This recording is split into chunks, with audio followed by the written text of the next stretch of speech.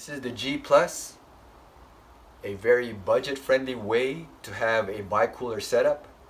And in this episode, we're going to see just how easy or difficult it is to install. With the G Plus, you have to do some modifications with the bracket, the sensor. I put the sensor right there.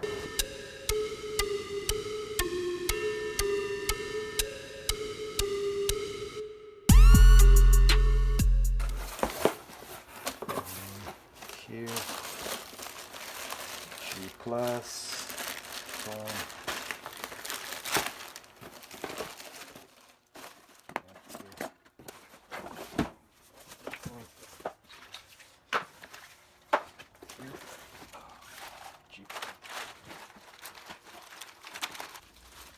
Okay, here it is.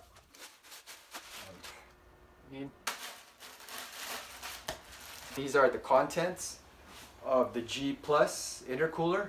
You've got 2 hoses, you've got 6 clamps, and you got these 2 braces, and then the intercooler itself right here. As you can see, it says G Plus. Boom, right there. So these are pretty much the parts that you will find inside the box right there. So like I said, I'm not sure why it says aluminum radiator on the box when it clearly is an intercooler, but it could just be based on interpretation, right? I don't know where this thing came from, probably China. This is hose. I didn't realize that this thing is bent right here. You could see, boom. And I'm not sure why that is. I thought maybe it would be kind of like a bigger opening, you know. I'm not sure why it's bent like that, or if that's somehow going to affect the flow of air.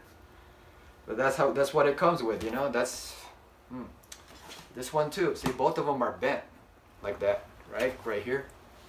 Probably when I install it, maybe it'll go this way. We'll see. And then for clamps, hopefully these clamps are good enough. I actually purchased some more clamps from Amazon just in case these clamps don't work out, because I heard that sometimes the clamps don't quite work as well as they should. And so I got some extra clamps just in case. This should be more than enough, because the fact that it's going to have a bicooler setup, meaning this, aside from having a front mount intercooler, it's also going to go through my stock intercooler. So it's going to have a bicooler setup, right? A few things before I install the G Plus intercooler is just to measure it, because I'm not really used to having an intercooler this small. I'm used to having big intercoolers, whether it's for the MR2 or the 86. Both of my intercoolers for those cars were much bigger, including custom piping and everything. So this is kind of not so much a step down, or maybe it is, but it's really more of adding more performance for the daily driver, right? But as you can see, it's very small. Let's just try to measure how long this thing is. It's about 29 inches and 7, or close to 7. So it's 29 by 7 inches in terms of length and width, and then thickness is about 2.75 for the thickness, which should be more than adequate for what I have in mind, because I'm doing a bicooler setup, right? One thing to keep in mind with buying cheap or budget is you're not always going to get what you want, right? And so one of the issues I got right now, just by looking at what I have, is the hoses. The hoses right here. As you can see, the way they package it, they probably package it like this, so everything crimped, and now it's just not an even hose anymore. So both sides is like that. See right here, it's like that too. See, it's crimping. Boom, see? And so I don't like that it does that, because I feel like it somehow disrupts the airflow for the intercooler. So both these hoses, I'm actually going to return them. Now you do get 6 clamps right here, and which doesn't really look that great either. We'll see how they work, but I also purchased some clamps on the way, you know, from Amazon. So we'll see. If these don't work out, at least 4 of these I already got myself covered, and I'm just gonna replace these clamps Of course, it comes with braces right there. And that's pretty much it. That's what to expect when you go with a G Plus budget Bicooler setup, okay? So keep in mind, you got to replace the hoses. If they don't come out right, just return them, and hopefully they'll give me a new pair. Either way, we're gonna start removing the bumper and see how everything situates and fits with the MK7. So I'm gonna do this the other way around. Instead of taking the bumper out first, I'm gonna remove this plastic grill right here because it's just easier for me. And then once I remove this grill, then I'll start removing the bolts for the bumper. So let's do that. So boom, position here.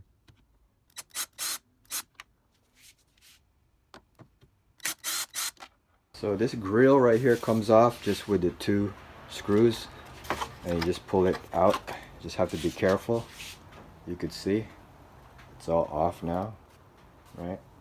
I'm gonna take out all these screws underneath the bumper right here.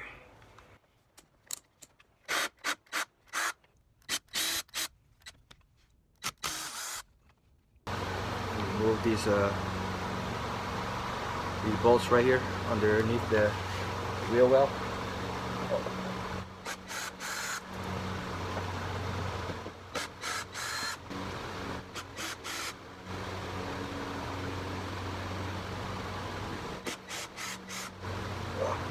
Same thing on this side, remove the bolts.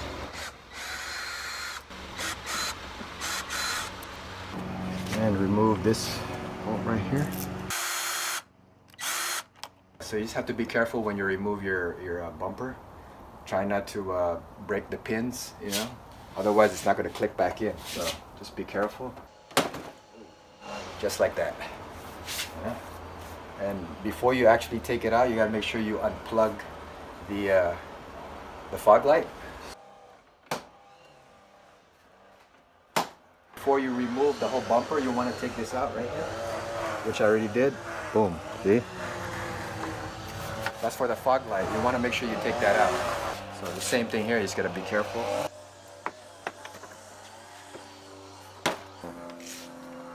Boom, like that, okay? Now that I've unplugged both the fog lights, the plug, now I can just remove the bumper.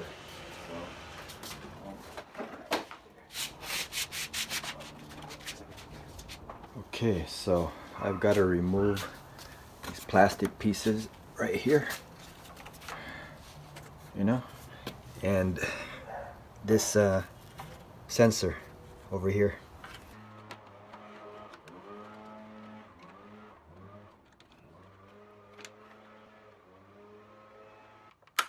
You just have to be careful with this plastic right here because it's easily breaks. So just try to use a screwdriver and just be careful when you take this piece out. There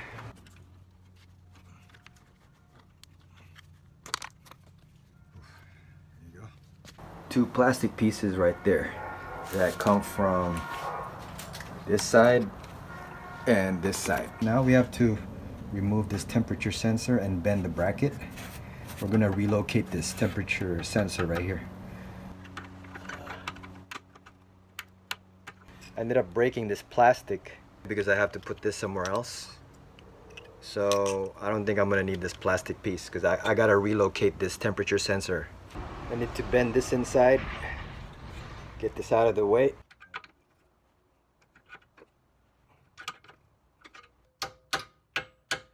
Just get that out of the way. Okay, now remove the horn out of the way.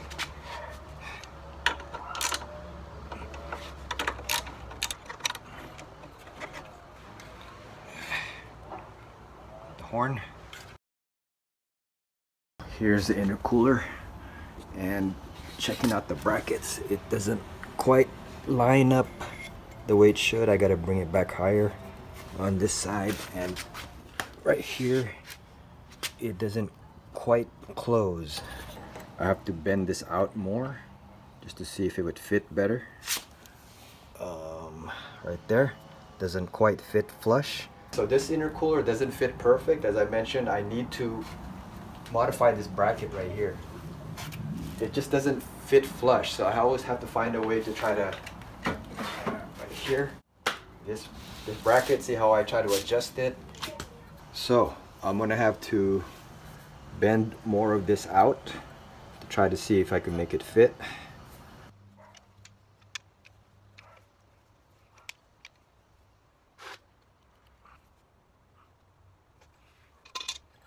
I'm just gonna keep playing with it until I find a way to make it look flush, and then I'm just gonna mark it, and then see if I can mount this this intercooler. Okay, so now that I marked the holes, I'm gonna drill now. Okay, same thing here. Have to drill right here.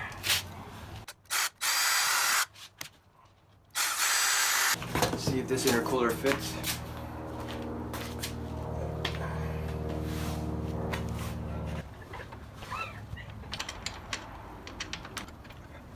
These screws right here, they're not very good. As you can see, they stripped right here.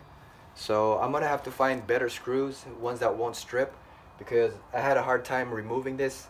So I don't want to use them again, because if I end up tightening them, I won't be able to take them back out. So see, you could tell. That's what happens when you get cheap stuff. Even the screws are cheap. I finally got the intercooler mounted, as you can see. So as I mentioned, one of the screws got stripped, so I decided to just use my screws right here, which are like self-piercing screws. So these are what I used to do these two right here. Boom. The other side, I still use the big ones because I already pierced the bigger holes. But either way, it's already secure, as you can see right here. Secure. Boom, right there. I'm hoping it's straight enough. Doesn't matter, it kind of goes downward a little bit, like this way.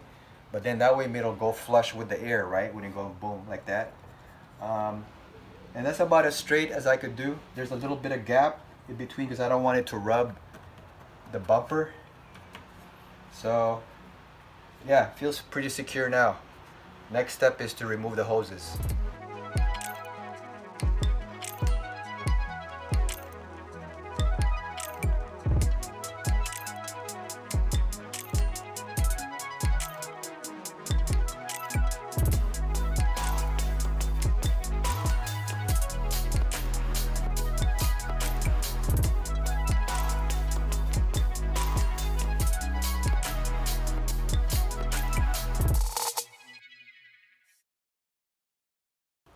Okay, so now that I have mounted the intercooler, I need to get a hold of the hoses right there. I have to remove this hose right here on both sides. So to do that, I have to get rid of this plastic right here.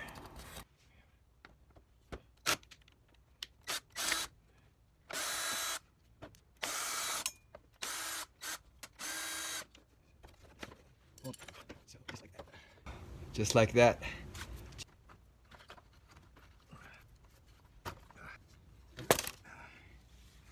You can see that's the hose on the right side, and free up this here to here, all the way to here.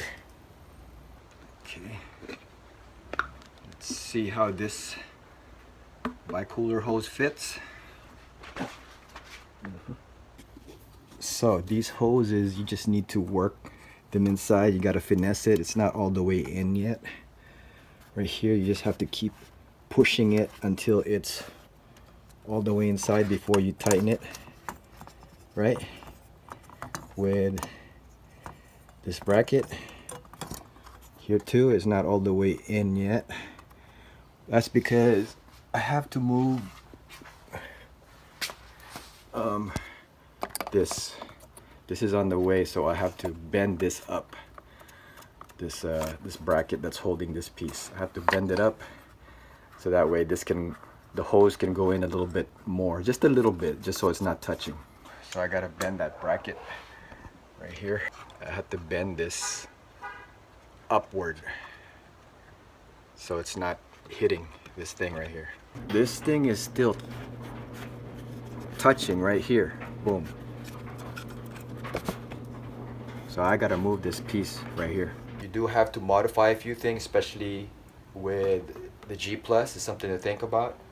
One thing I had to do is move the bracket right here. This bracket, I had to move this upward. And then you see how I have zip ties to hold this plug right here? I just have zip ties right here. So I have to pull this thing up.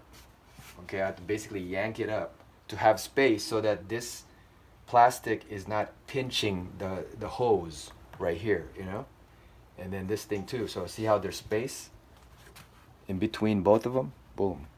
Okay, so I just had to make sure that nothing is pinching, because while you're driving, you don't want anything hitting, because eventually it's gonna keep rubbing and then, you know, you just might get a hole or something. So you don't want anything damaging the hose, even for the long term.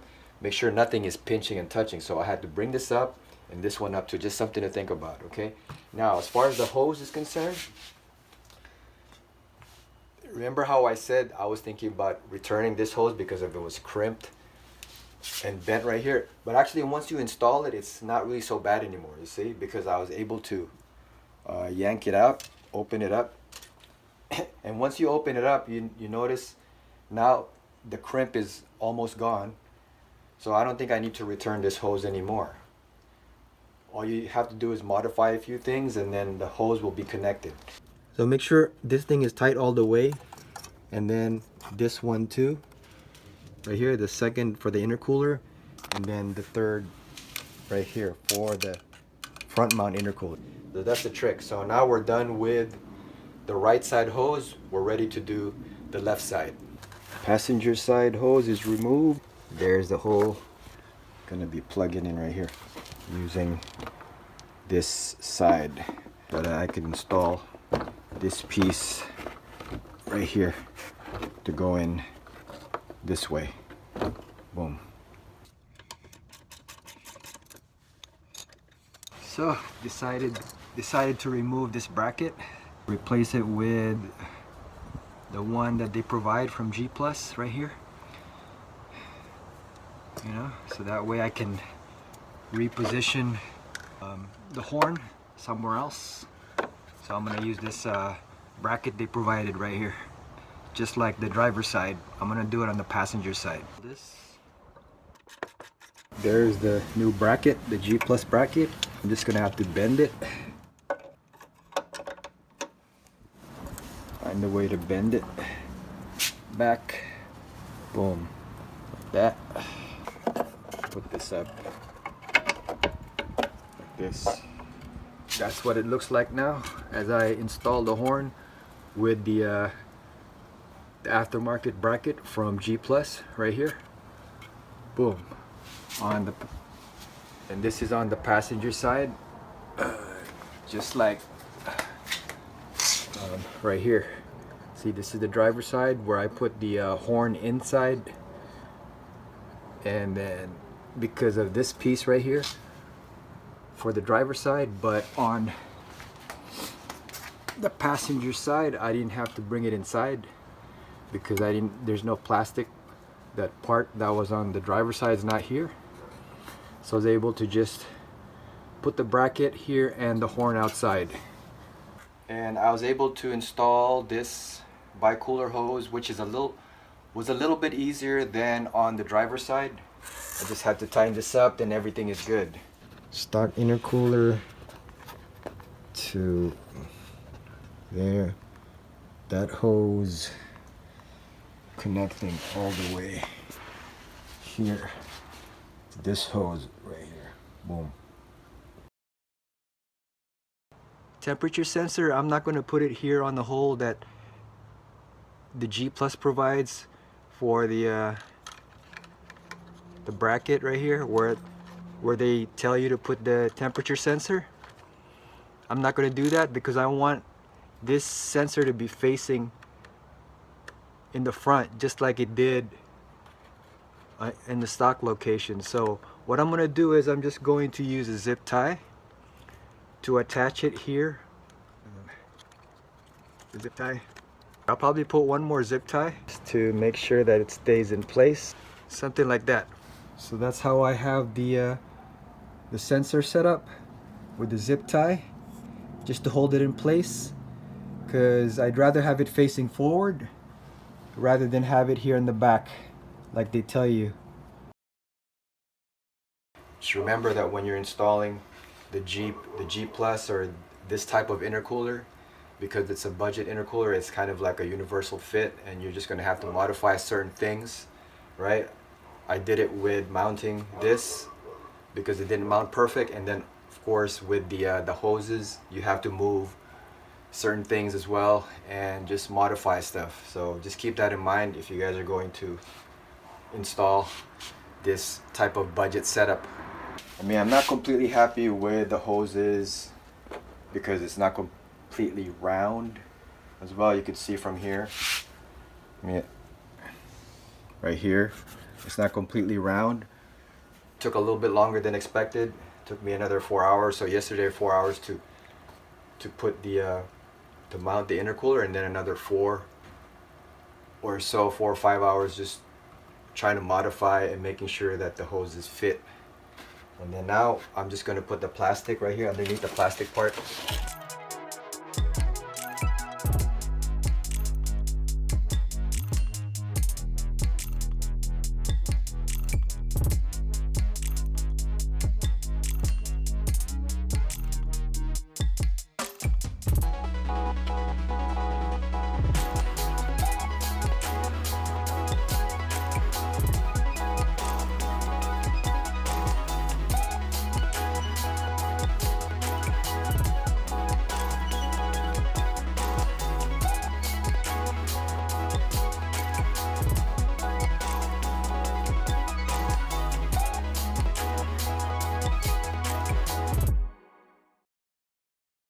So the clamps that I ordered from Amazon just came in right here, extra clamps, and I just got these along with a hose because I thought maybe I might need them in case the clamps that they provide is substandard. But these are the same type of clamps that are already installed, so I don't think I need to replace them. I'm just gonna see how these hold up, and if I have to replace them later on, then I will. But I'm not going to be using these types of clamps because that's already what I have on here. So I'm gonna be returning these, and this hose too, I'm not going to need it. I thought maybe if I had an issue with one of the hoses not fitting, then I can use this. At least that's what I read in some of the forums. But I don't think I'm going to be needing these things, so that's something to think about. If you guys read some of the forums and they tell you to get some extra clamps and hose just in case it don't fit, if you buy the G Plus, you don't really need to get these extra things. That's just something else to keep in mind. So these plastic pieces, I don't know if I'm gonna put these back on because I'm gonna have to cut them because they won't fit flush anymore because of the intercoolers now here.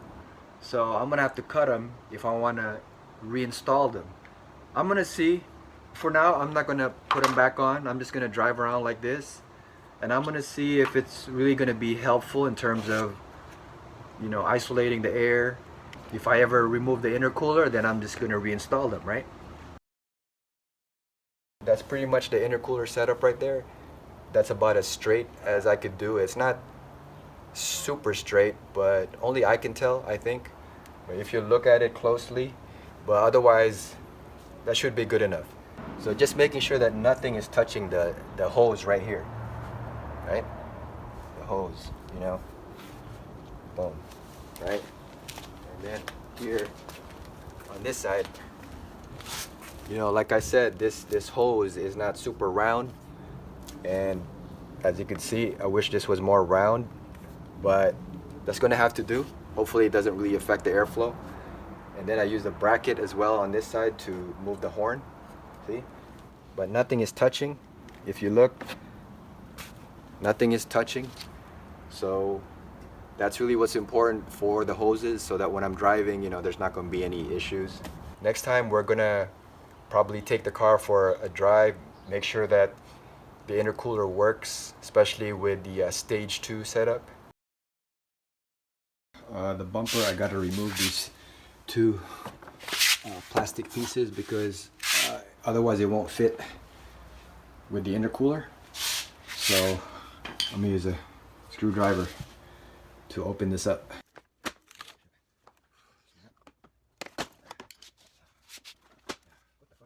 Now that I've removed these plastic scoops that came from like the corners right here, boom, here.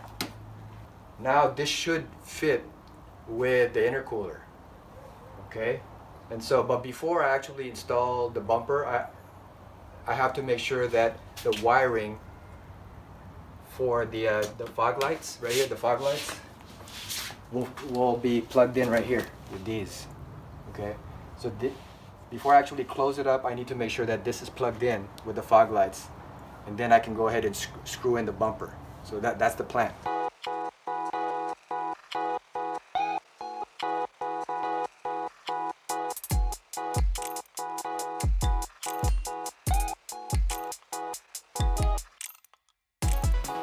For the fog light, make sure to plug it in. I almost got it. I just got to straighten things out, but as you can see from here, it's not in all the way yet. I just got to finesse it because I don't want to break anything, because this part right here, it won't line up properly if I break the plastic bracket underneath.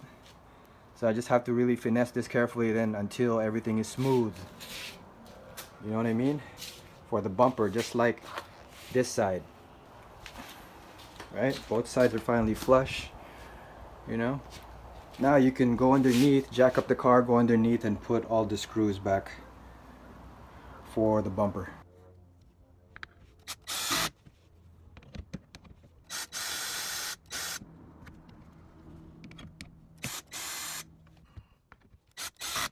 I'll make sure you get this big one right here, and then there's two more up here that you need to tighten up.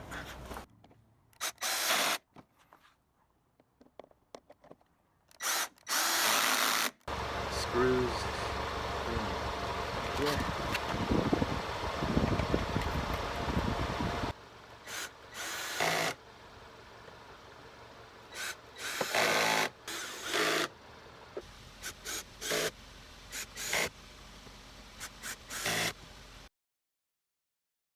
It's not really something that you see right away, the benefits of having the intercooler installed. I think it's more about just being able to push the car harder and being able to boost more, right? When we take off, we'll see if it changes the IAT sensor, okay? So we're gonna stay in the gauge. There's an accident right here too. Whoa, there's an accident on that side, it's crazy. When you're driving, then the intercooler kicks in even better, right? So that's a good thing about it.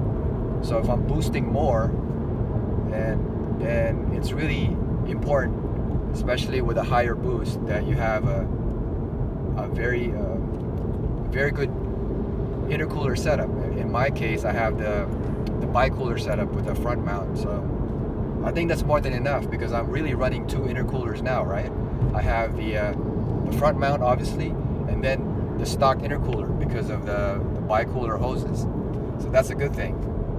Again, with the intercooler setup, with the front mount intercooler, now I could boost longer and boost higher, especially since I just have stage 2. I could even do stage 3 if I wanted to for this setup.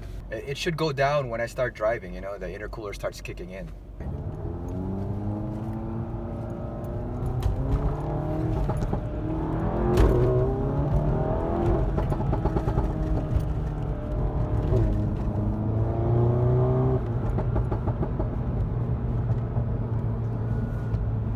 Yeah, see, so it goes down to like 70s, 80s.